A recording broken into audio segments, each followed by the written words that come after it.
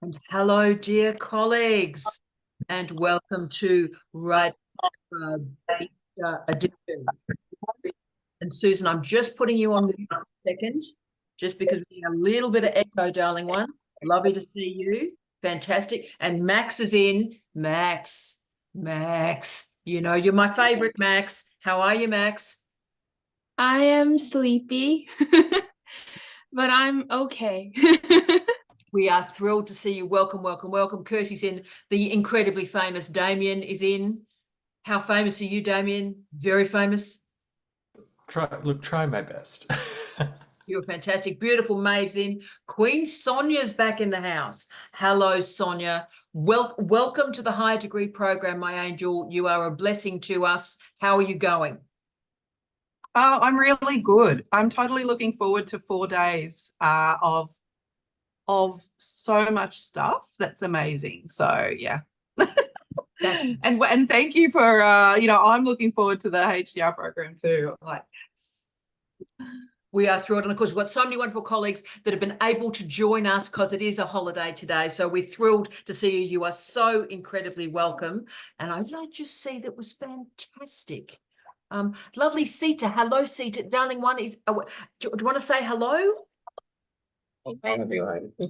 It is lovely to see you. You are so welcome to us. You are a blessing. Magnificent. So, colleagues, welcome to Right Club. Wherever you are in the world, we see the magnificent Susan is with us from New York City. We've got the legendary Megan, who is the Chief Counsel of Norfolk Island, obviously. So, colleagues, let's go for it. I'll see you in 29 minutes. Let's create some havoc.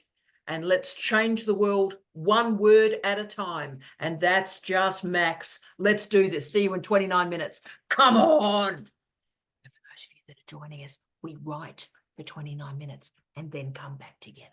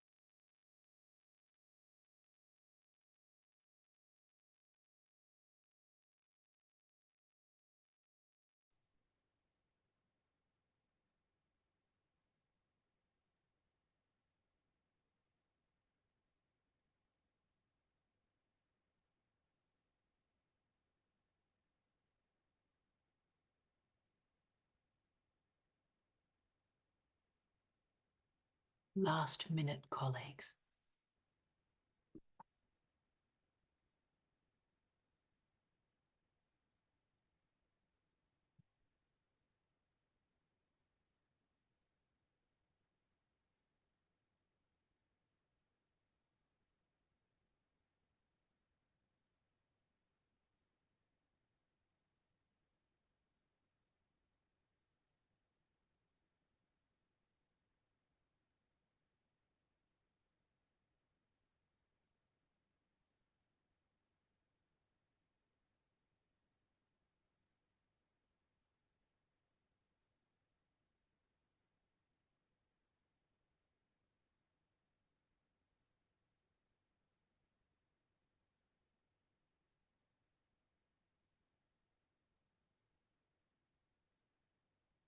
Colleagues, we are done.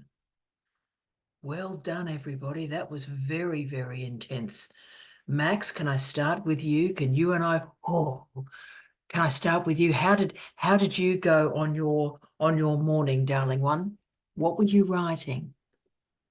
Oh, I really am grateful for everything you do because I'm thankful for the vlog. I think do I say Joshua or Josh? But reminded me about my request, and I'm so glad that you fulfilled it. Um, I was doing something that I didn't want to do for a long time, and I'm almost done with it, so I'm very grateful. I am finishing a proposal that I'm submitting today. Oh, darling, well done. Yay! Oh, darling, well done. That's fantastic. And so it's due like today, it's due this week. Yeah, yeah. We are so thrilled with you, my darling. Well done, you. You got up early, you didn't want to do the work, and you did the work. We are thrilled. Good on you, Max. Can't manage without you. You are the light of our lives. And Max, we've got someone new to introduce to you too. The wonderful Ben has joined us from Aotearoa, New Zealand. So Ben, you're right at the start of your PhD. Max has just started her master's. So Ben, what were you writing on with us for your first Write Club? So I was actually going back and revisiting the piece that I'd written for my honors. And I'm splitting that into two halves and hoping to get two separate articles out of that with a little bit more work. So I was just working on that now. Oh, that's excellent. And Ben, you don't have to do this, but what's sort of the topic area? What was the area of the honours, Ben? It's on solitary confinement and its interplay with human rights law in New Zealand. So the first piece that I'm looking at is just a general review of all the literature and all the reports that there've been over the years on solitary confinement in our prisons, and then looking at what different court cases have already been brought to challenge solitary confinement. And then the second piece will be a little bit more what future court cases could be brought to challenge solitary confinement, based on the lessons we've learned from recent court cases. Oh, Ben, that's tremendous. Aren't you glad? I'm looking at Josh's face. Aren't you glad we've met Ben? Isn't this terribly damn exciting? So Ben will follow exactly what you're doing here, and I can't wait to see it. So Ben, that's great. It's always a great thing at the start of a PhD, if you have got an honours or a master's or something, to go back, get that publication out, and then start again fresh. So Ben, you are legendary. Well done, you. Oh, we're so lucky. Thank you. We're so lucky that we've met you. We've got some colleagues from the People's Republic of Western Australia. So I will go to Emma. Emma, with your magnificent pink hat.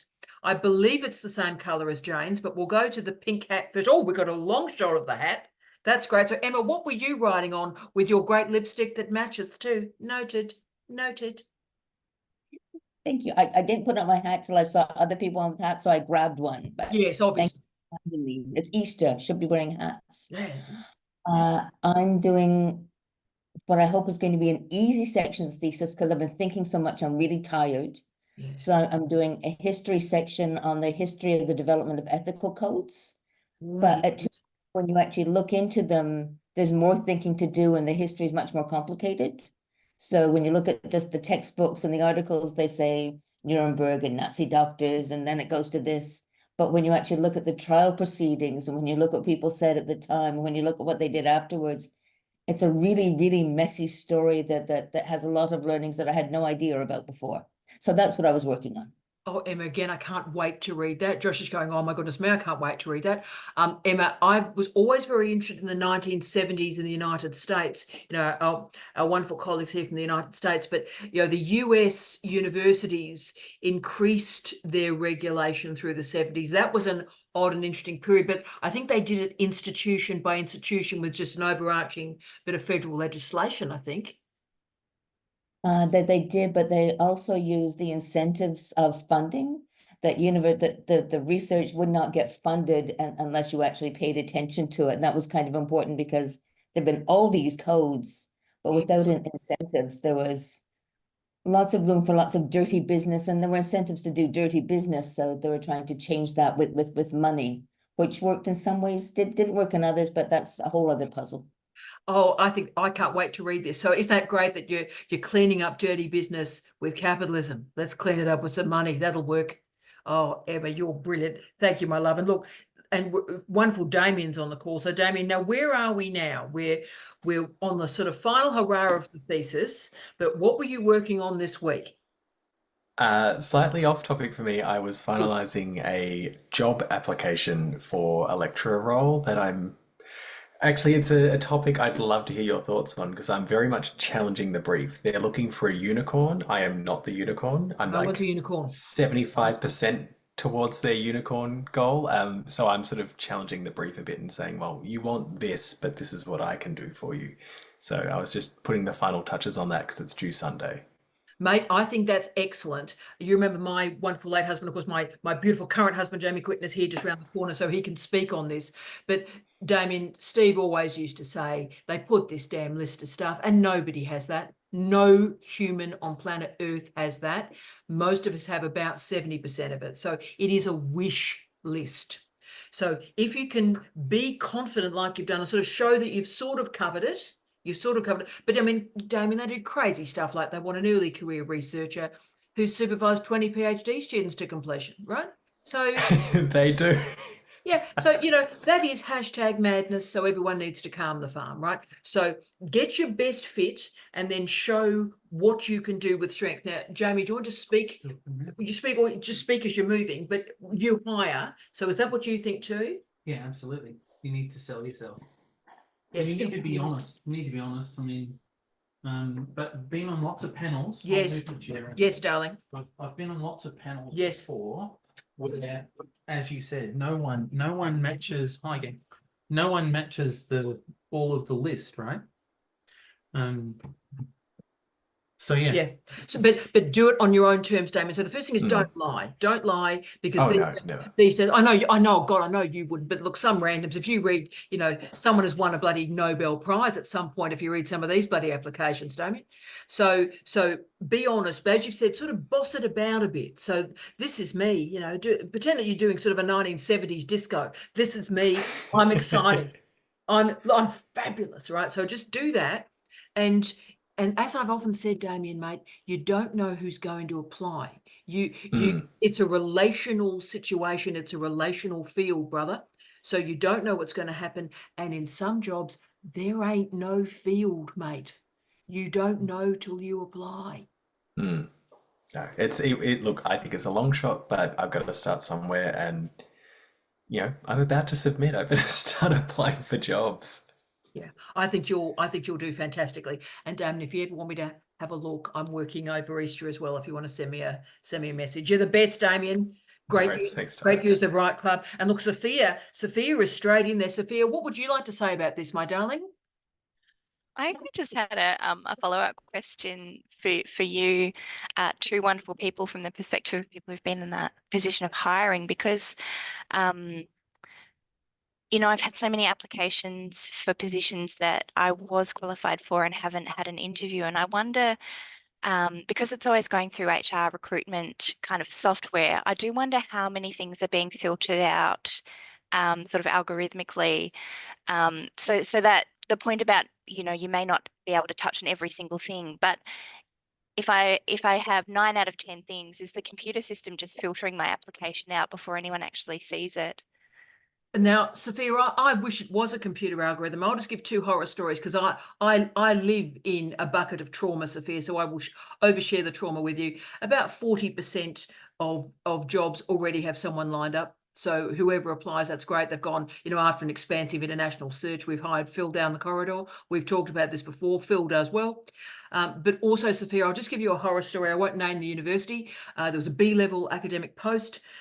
91 people applied, and magically they said to the panel, Sophia, oh, look, the head of school and the HR representative will go through the list first, so you don't have to read the 91 applications, and we'll sort of construct a sort of long list for you to select the short list. And I insisted on reading all 91 applications, and I came up with a very different list to the head of school. So, Sophia, actually people try and shape it and organize it in a particular way. So, we have a right to be paranoid because the paranoia is accurate. Does that help, Sophia? Yeah, maybe makes it worse, actually, the paranoia now being about people rather than Yes. faceless systems. But thank you, yes. Yeah, it's not a faceless system, but also, Sophia, remember, I know Jamie's about to speak. Sophia, also remember, we get applications where no one applies. So if you apply, you'll get it. Right, so you never know. Sorry, Jamie. So I've been in a situation where I have been an applicant where I've declared something in the online submission form and I've wondered if I've damaged my chances. So, for instance, I'm studying a degree part-time or in my own time, and I'm applying for a high-level role, and then it says, "Are you a student?" And I go, "Yeah, I am." And then they ask you what you're studying, you tell them, and then you go, are they assuming that I now don't have the time to commit to this role, right? Yeah. So find a way to fill out the information without it being binary, yes, no, right? Yeah. Add comments or something, or leave it out, but put it in your CV or something so that if you get to an interview, you can talk about it. Beautifully said. So, Sophia, and for Damien, clean, crisp. I am magnificent. Look at me, fabulous human being, clean as a whistle. Clean as a whistle. You go, Sophia. Wonderful. I'm so glad you're on this call. Can we go to the amazing Susan L? We love this moment of our week. Susan, what were you writing on from New York City, my queen? Hi, everybody. I'm enjoying all the headwear tonight, or this morning where you are. But yeah, I was recently announced that I am a board certified genealogist. Oh. So I learned that, and it was announced last week. Wow. So I'm really happy.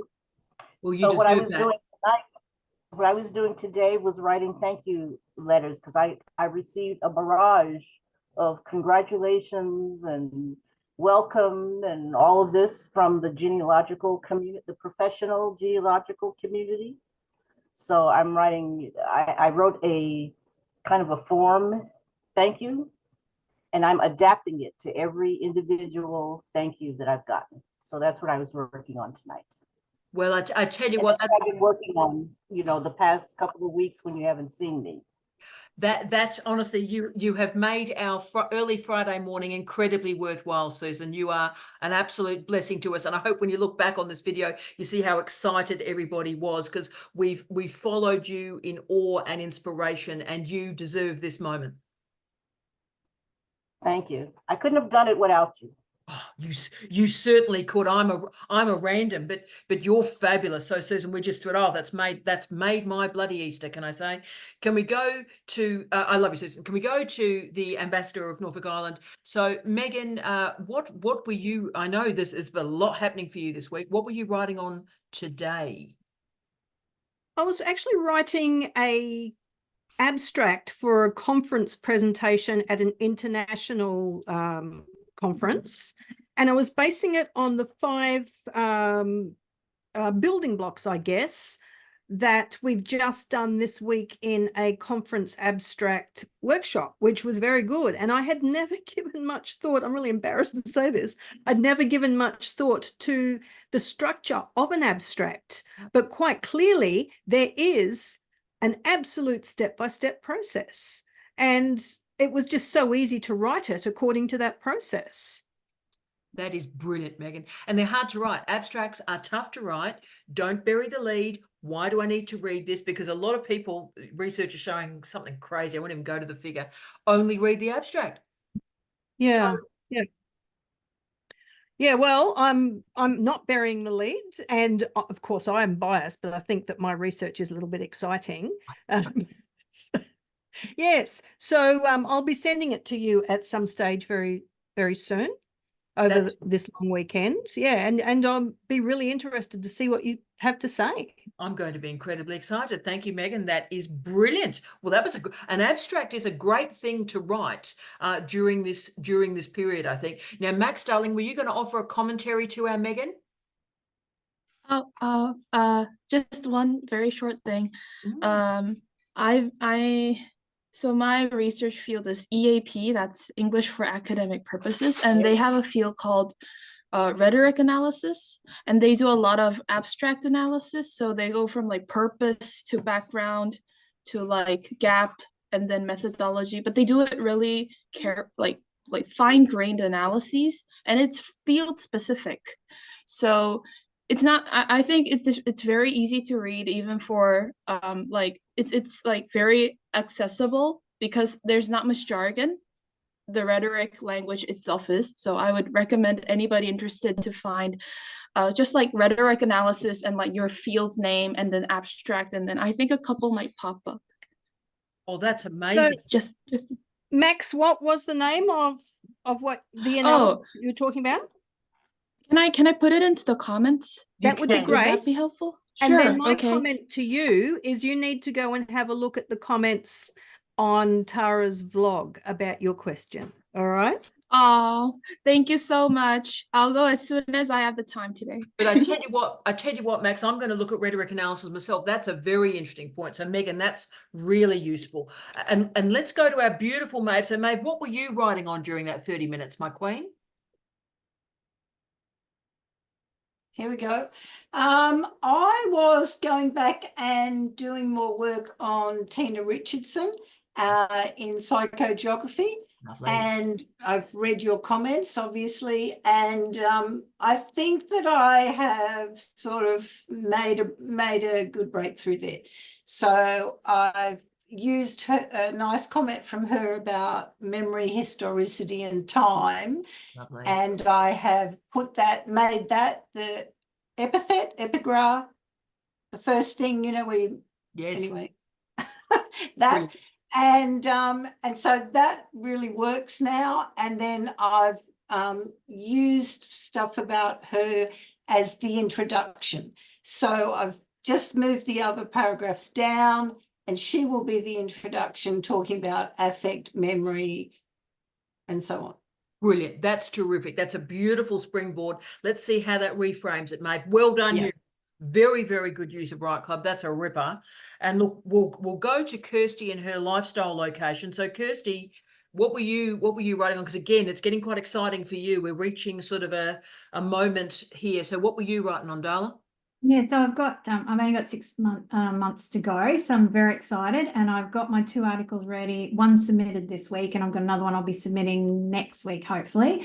So now I can concentrate on the thesis. So I was working on my climate change education chapter in the youth section of my paper, and just really diving into the macro systems and the micro systems, and so teachers, because part of my survey, what came back when I surveyed young people in high school, was that they wanted more climate change education. However, there was some children that said that they don't believe in climate change because their teacher doesn't, and one of the teachers refused to supervise the survey because they thought it was a load of crap, and that was in a private school. So I was determined from that to write a section in my paper about climate change education. So, and there's some really cool stuff out there. So I was reading through that and getting my head around how I could do that with the systemic issues around that, like, colonization and globalization and all that sort of thing as well,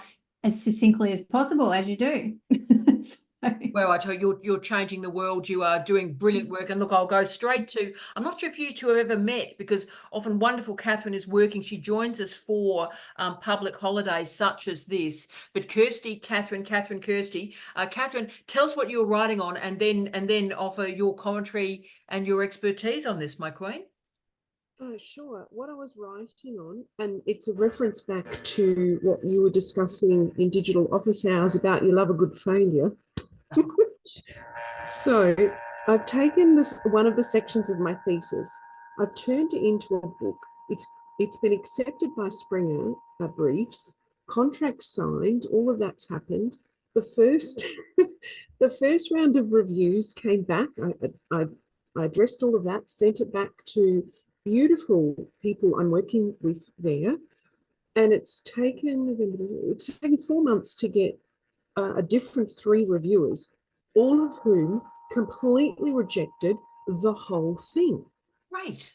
So I said, oh, thanks so much. Like, they've been incredibly generous with their intellect and time. They've been very detailed. So it's all incredibly helpful. So now I kind of have to rewrite the whole thing and get it back within 2 months while doing 10, 12-hour days as a high school teacher. I'll give it my best shot. What else can we say? But it has been a complete failure. And I'd like that on record, that it's not all about, oh, I've published again. Well, I've actually completely failed. 3 absolute rejects. So I've spent my time going through and addressing the comments. Yes. Touched my manuscript. I only got it, I don't know, like 10:30. What's that? 12 hours ago. So happy Easter. So in addressing every single comment in purple and bold and highlighting green, yep, I've done my purple sentence to answer that. I'm actually planning the rewrite through addressing their comments. Brilliant. I'm finding it a helpful process. Brilliant. So that's what I was writing on. Wow. Now, Catherine, don't lose the spine of what's important, right? Have your document and address the comments, and they may improve, but the only thing I always say to you, and you're always this incredibly generous person, and by the way, Kirsty, Catherine's this great expert on climate change, green politics. She's just a legendary human, and education. So that's why it's great you two have met. But Catherine, make sure that the reviewers are right. Because also remember that reviewers can be mongrels, and they can be wrong. They can be absolutely wrong, and make sure you've got integrity in and through the work, because also that work has passed through a series of reviews as well. I did say noted, and they are wrong because. Brilliant. Catherine, we're with you, my darling. I'm so proud of you. Absolutely fantastic. And look, I'll change my order slightly as we go to the wonderful City. How are you, my darling? It's lovely to see you. I wasn't going to put you under pressure for your first Write Club, but how are you going, and what would you like to say? So since this is my first writing club, my first when you said it's time to write, naturally I went into panic mode, like, what do I write? Because there's so many ongoing projects that are happening right now. And one of it is that I'm going through my first ever phase of journal corrections. So I'm relating to what Catherine said on how do I balance between what the reviewers want versus my spine. And it's been really difficult because this is my first potential publication, and it's in a Q journal. I guess I feel like I'm out of my league because the journal that I selected is more of a philosophy journal, and my expertise is in law. So the main comments by the reviewer is that they feel that my law part is very solid, but the philosophy part is disjointed and shallow. So they want me to bridge it. And it's been pretty difficult on how do I bridge that. So I've been working on it for the past few weeks, on and off, because I'm kind of switching between my thesis. I completed a book review and I need to write a pitch for an editor. And sometimes when I'm reading, I think that it's going to give me some insight in philosophy, but it ends up giving me insight for another piece I'm working. So it's been quite challenging having to switch tabs and how do I, you know, gain that focus and, you know, power through the corrections without. Oh, Senator Darling, you're handling this brilliantly. My old line is always put the problem into the work. So as you've rightly said, and Ben, you can speak on this as well, obviously, but the role and place of jurisprudence within law, legal studies, socio-legal studies is complicated, Seti, my love. And so I'd be putting the problem into the work. I'd be stating that in the journal article itself, that philosophy needs more engagement with socio-legal studies and jurisprudence needs more engagement with philosophy. So it's an epistemological conversation that they're wanting from you. And I just go with that, my love. I think that's the right thing to do. One correction at a time, but put the problem in. Say, this is difficult. These paradigms, these fields don't fit together, and therefore make the case about how you handle that. Ben, if I handle that, are you comfortable with that type of correction? Yeah, I think you're absolutely right. One of the problems with law is that it's so long been very much tied up with the practice of law. So it's only more recently that law has got around to really engaging with other methodologies and epistemologies across other disciplines. So I think it's very important to make that clear that this isn't something that is you're just struggling with. It's something that the legal profession and legal academia are struggling with and in an ongoing fashion at law schools across the world. So I think that's very fair. Brilliantly said. So Seti, be very clear and precise about what you are doing, what you're not doing, put the problem into the work, and that will be a blessing of an article, I promise. You are wonderful. What a great first Right Club you've given us. And wonderful, Susan, what were you working on, my darling? I was working on editing a book that I penned on the title is Mindset Reset.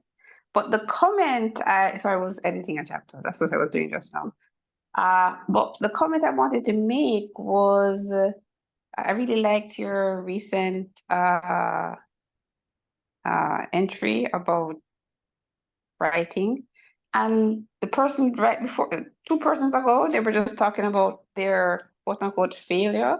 But I just went about 2 weeks ago, so I got in, like, I actually spent some of the time in Right Club working on it. So I got into this scholar program on climate change, and so let me tell you my experience. Supposedly I should know a little bit maybe about something. You know, I don't know. I went to that program and there were only 4 scholars in the room. 4 scholars and 3 tutors. I'm not joking. I've never had any experience like this in my entire life, at any age in my life. And it was a 3-day from 9 to 6 process. So day 1, we were to present, they told us in advance, we were to present where we were with the outline of our essay. So this was to write a draft of our essay in advance. Sorry, we all chose our essay topic, you know. So we presented to each other and gave feedback to each other, both the tutors and the people. But the reason I'm saying all this is, I was all happy for the first feedback. And by day 3, we were to present again. So I thought by the second presentation now, I wasn't feeling perfectly good, but I thought I'd made progress. So not only did everybody else get feedback, when I started getting my feedback, I just felt deflated because I thought I had now addressed all these concerns that my colleagues had. You know, I'm just saying, guys, this is after a lot of thinking, a lot of reading, and what's going to happen is all of that was going to lead to a much better product by the end. But it just felt like, at the time, it felt like the world was coming in on me. Right. So, I mean, I really can relate to your blog recently, because basically, I'm spending time with students and they're trying to figure out how to get an A, and trying to explain to them that basically what we're trying to do is think. The writing is going to help with the thinking, but even when it's happening to me, so it's just ironic. I am helping students bring an outline, and then they're coming to me, and when I'm giving them feedback, but this doesn't make sense. But this is the outline we agreed on. I'm like, an outline is a tentative thing, and then you have to read, you know. But all I'm saying is, I'm very experienced recently with this thinking, writing process. Is just not a simple thing, and I was so appreciative of that blog. Oh, you are. Let me stop. Susan, we learn from you every single day, my darling. And look, we're all bad writers. We're all shocking writers. Absolutely. I'm an embarrassment to humanity. My first draft is toilet paper. It's toilet paper. So you're doing fantastically well. Can I go to the best version of myself, which is Shelley? Shell, what were you writing on this Good Friday, light of my life? I'm very lucky because I have a supervisor meeting right before. So it's like a triple power Friday morning for me. So Helen and I were just talking about, we're exploring boundary objects.